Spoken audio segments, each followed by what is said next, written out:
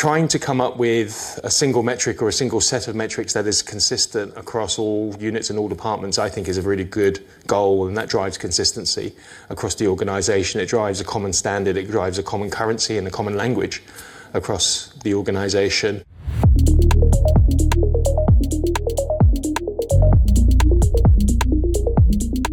I'm going to give an incredibly cagey answer. It completely depends on the organisation. There isn't a one-size-fits-all answer. There isn't a golden rule that applies to every single organisation. I could probably sit here for hours and pontificate on which metrics and which KPIs are better than others, but really the decision is down to each individual organisation to decide what suits them. And I think it's more about, it's not so much about which are the right KPIs and metrics, but it's about what you do with them and your ability to take action as a result. And I think if you focus on that first and foremost, then you will end up with the right KPIs and metrics for your organisation.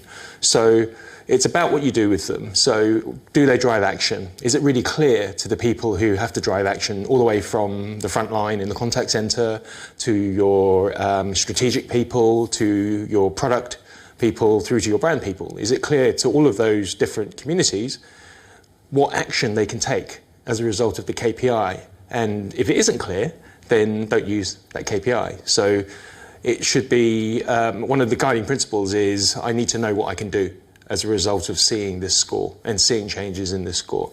Secondly, I think it's really important to keep it simple. I think a lot of organisations have too many KPIs, and that's also understandable. A lot of organisations are matrixed. They may be different departments that have different metrics. They may have inherited metrics through acquisitions or mergers.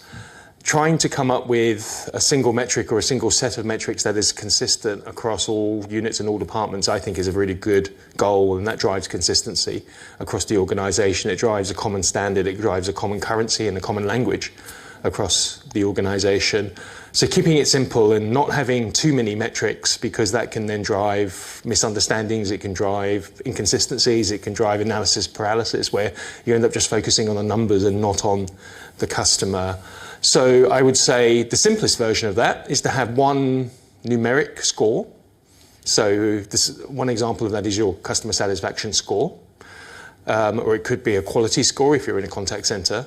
And then the second, again, it depends on the context. Are we talking about operational metrics? Are we talking about customer-derived metrics? But you need to know what drives that score. So you need to know, what do I have to do in my role to improve that score? And there's a number of ways that you can do that. So in summary, keep it simple. Make sure that everybody knows what they can do to improve the number and have a score, but also have an understanding of what drives that score up or down.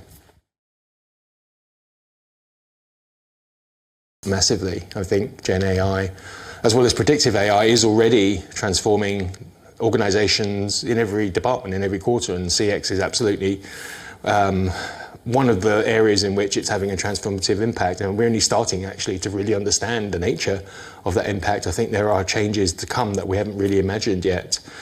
In my area, which is customer contact specifically, it's having a huge impact already, both in terms of front of house, back office. In terms of back office, things like resource planning, in terms of workforce management, in terms of making sure, in terms of channel strategy. It could be, in terms of customer-facing channels, of course, we're all familiar with the impact that chatbots are having, and the promise of Gen AI is that chatbots will finally deliver an experience fit for purpose. I think it's fair to say that a lot of 1.0 first-generation chatbots perhaps haven't delivered the experience that customers have expected. And the opportunity exists for AI, particularly generative AI, to upgrade the chatbot experience. But it goes well beyond that. I think probably for me the most interesting and possibly in the near term the most powerful set of use cases for AI sits within what I would call frontline support. So it is a suite of technologies and use cases that helps the human being that is in the contact center supporting the customer. So that might include things like writing assists. So with so many interactions now happening via text, writing assist actually supports the person who is serving the customer with their writing capabilities. It can prompt potential answers. It can query knowledge bases to ensure that the right knowledge and the right answer is presented in front of the advisor. You also have, further to that, a whole category of applications called Agent Assist.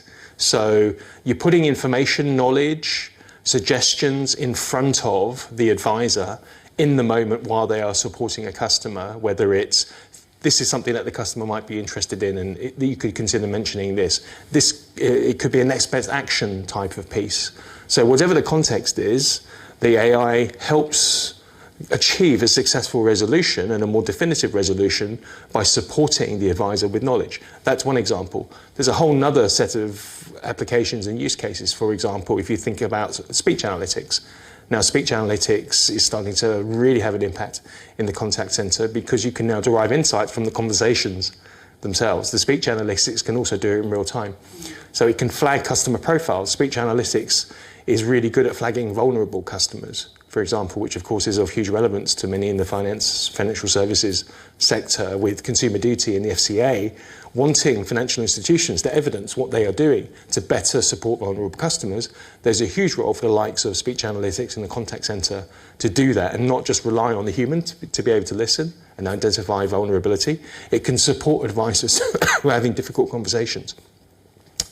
Speech analytics can listen out for those conversations that are difficult or stressful. And for example, it can flag a supervisor to come in and help and listen in to that conversation live. Or it can say, right, you've just had a really, really difficult conversation, take an extra break. So those are just a few examples of how we're seeing AI come into the contact center and support customers, support the back office, and most importantly, in my opinion, support the front line.